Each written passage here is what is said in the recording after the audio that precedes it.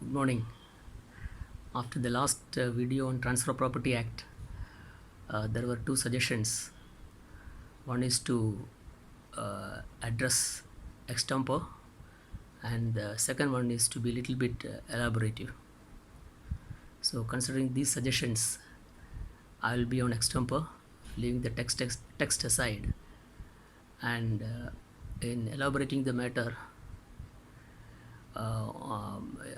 your patience only will be tested for a longer period. And today I have selected the topic on Goods and Services Tax Act, which came into existence in 2017, precisely 1st of July 2017, popularly known as GST. And the main source of selection of this topic is the courtesy goes to Gulati Institute, Trivandrum, where I am doing a postgraduate diploma in indirect taxes. And with regard to this GST, I have decided to divide the address into two parts. Part number one covering preliminary aspects, and part number two elaborating the subject, quoting certain precedents of various high courts, so that we will have a comprehensive understanding of the subject. And today mainly I'll be touching upon the preliminary aspects of the Goods and Services Tax Act. So we all know tax is a financial levy by the government to fund various public expenditure, and these expenditures are allocated through every year's budgets. Taxation has two wings. One is the direct tax and the other one is the indirect tax. Direct tax, for example, income tax or property tax, and wherein the levy and the incidence will be on the same person. With regard to indirect tax, the levy is on one person and the ultimate incidence is on the other person, that is the customer. Customer ultimately ends up paying with the tax.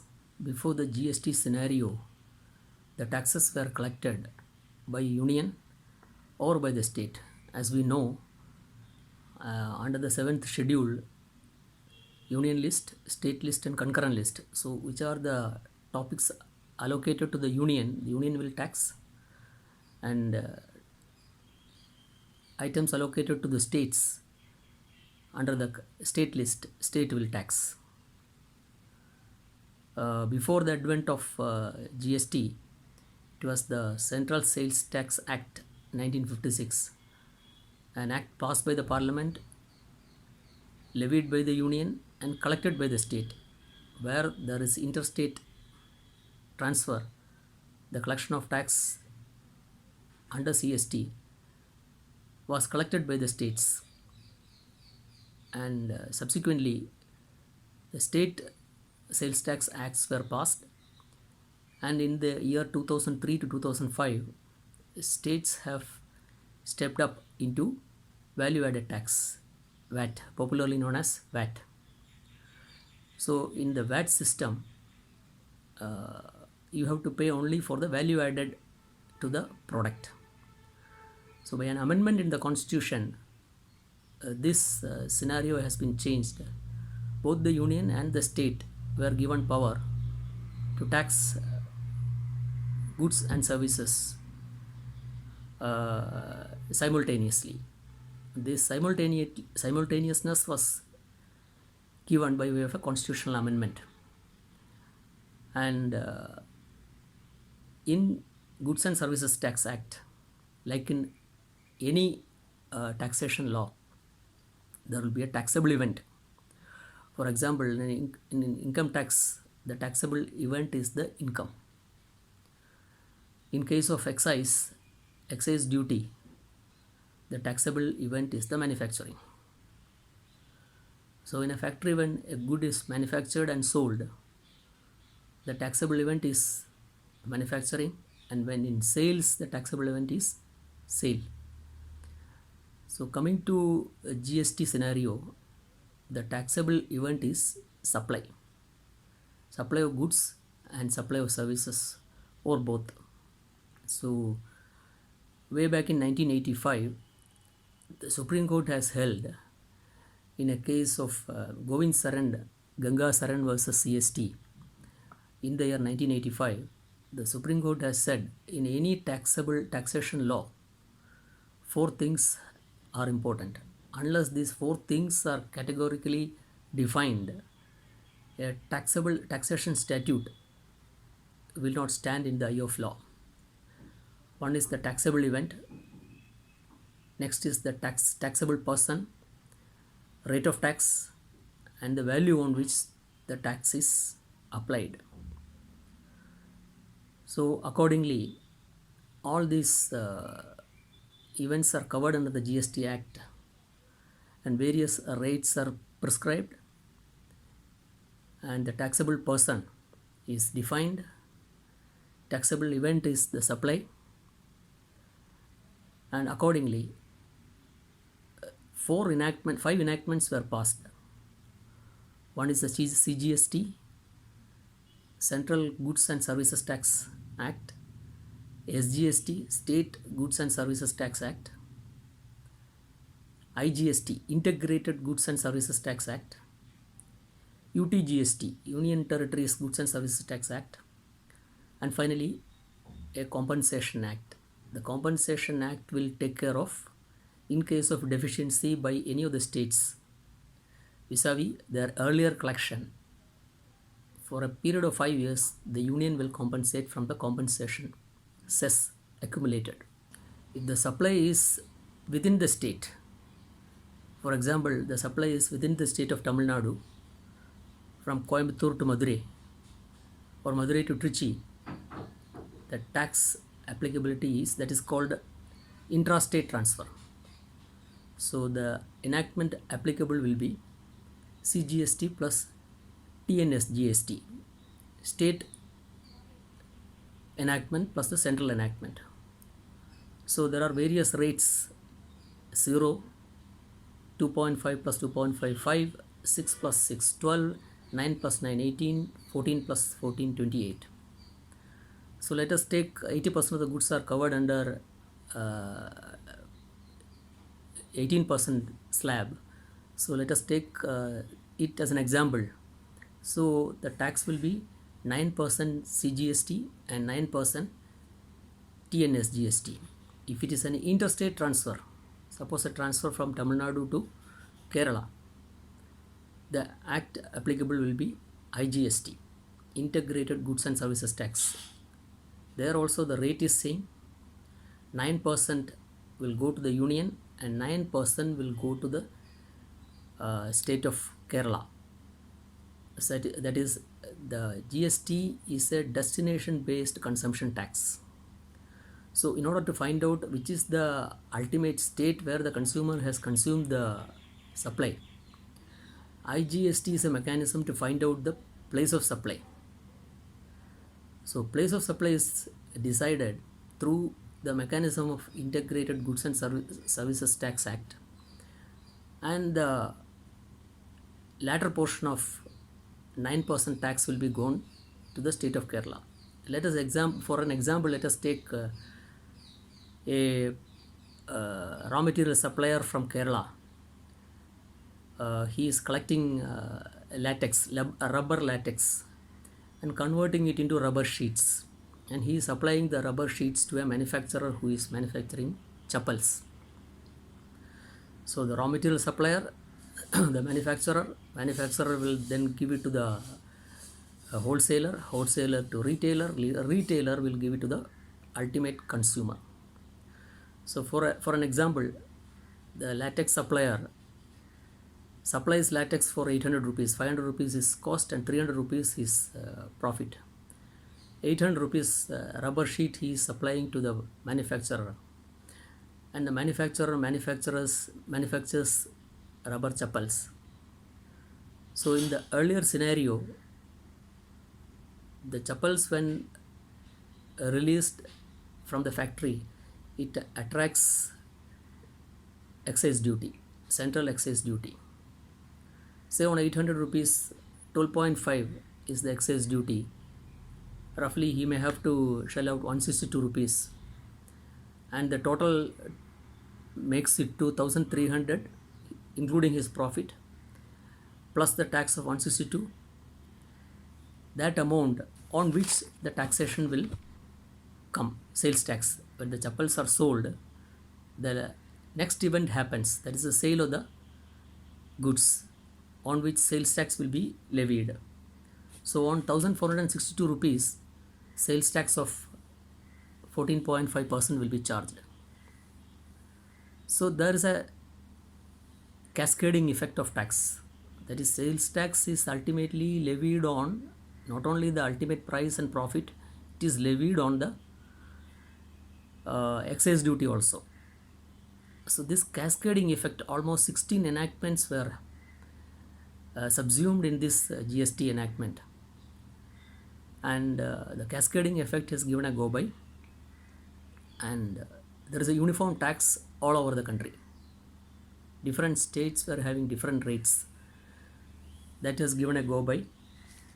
So the ultimate purchaser, though he may have to pay now 9 plus 9, 18% tax on his product chappals, the rate will be uniform. The rate has reduced because excise duty has subsumed, and subsequently all the subsequent transferors will be getting the benefit of ITC, input tax credit.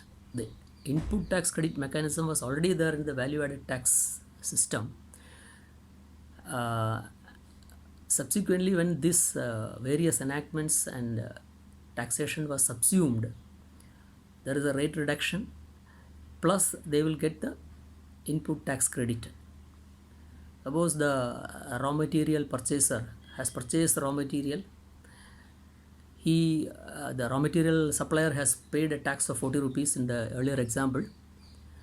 When the manufacturer will sell it, he has to pay 162 rupees as tax. He can minus that 40 rupees, 162 minus 40, he may have to pay only the reduced amount.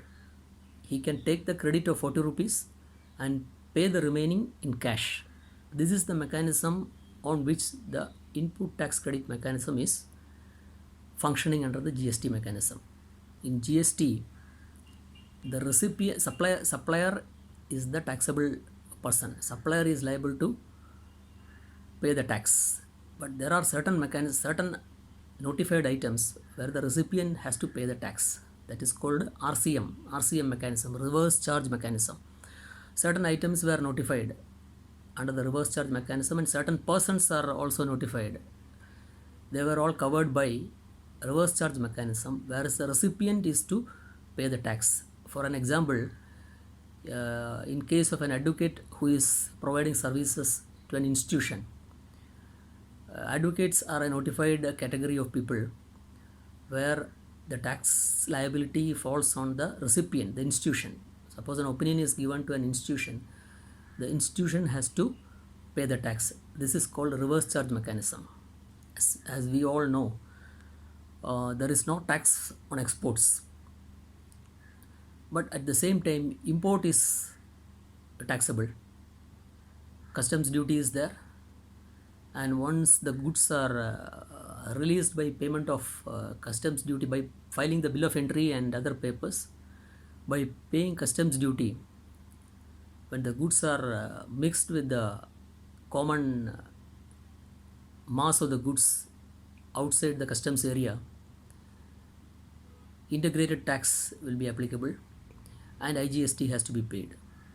Export, as we all know, as a matter of policy, the government will not be exporting taxes. So only the goods are exported. There is no tax on exports.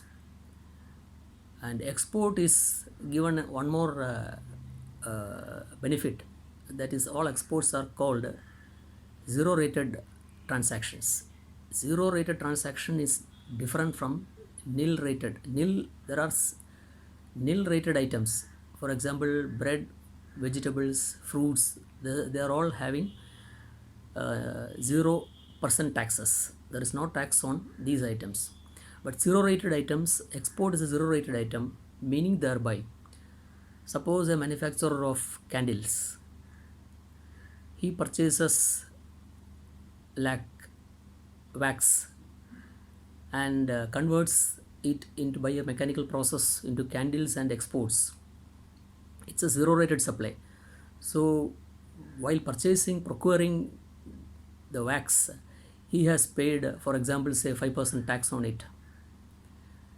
While exporting, after exporting more than that, the export is a zero rated transaction, there is no tax on it. That exporter will get refund of this 5% tax paid on the wax. This is meant by zero rated mechanism, which is applicable to exports.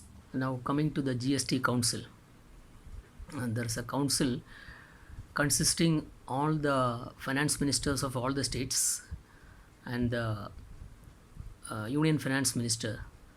There is a council. This council will discuss and recommend any change in rate or any modifications in the GST Act, and the Government of India, in consultation with GST Council, will be making any changes in law on GST. And 6 items are excluded from the purview of Goods and Services Tax Act: petroleum crude, diesel, aviation turbine fuel, and natural gas. These items are kept aside for the time being, and it can be included at a later date in consultation with the GST Council. As and when the GST Council recommends for inclusion of these items can be included in the GST. For the time being, they are not covered under the GST. And the next item is alcoholic liquor for human consumption. That is totally excluded from the purview of GST. That may be because the maximum GST is 14 plus 14, 28, whereas this alcoholic liquor for human consumption will be having more than 200% taxes. So that will not be a successful scenario. So that is excluded from the purview of GST. Sale of immovable property is also excluded from the purview of GST. So in case of sale and purchase of immovable property, no GST is applicable. But at the same time, if you are purchasing an apartment, there is a difference.